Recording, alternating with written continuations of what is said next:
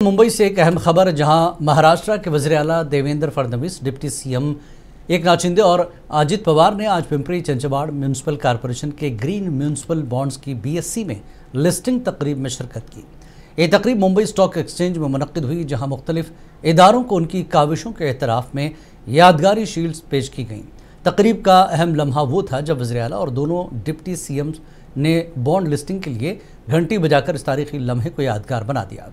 ये इक़दाम शहरी तरक्की, इंफ्रास्ट्रक्चर और माली शफाफियत की जानिब से एक मुस्बत कदम समझा जा रहा है, जो रियासत महाराष्ट्र को सरमायाकारी के नए मौके पर हम करेगा।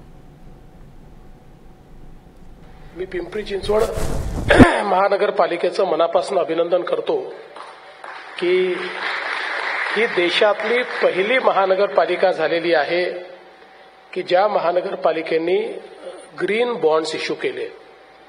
आणि ही पण अतिशय आनंदाची गोष्ट आहे की जनतेने अतिशय चांगला प्रतिसाद या ग्रीन बॉन्ड्सला दिलेला आहे। इन्व्हेस्टर्सने अतिशय चांगला प्रतिसाद दिलाय।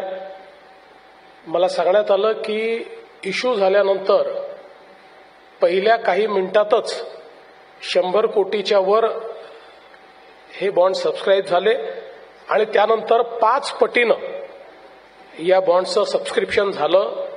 याचा अर्थ या बॉन्ड्सच्या सार्थकतेमध्ये इन्व्हेस्टर्सचा विश्वास, महाराष्ट्राच्या सरकारमध्ये आणि पिंपरी चिंचवड महानगरपालिकेमध्ये हा इन्व्हेस्टरचा विश्वास यातनं आपल्याला स्पष्टपणे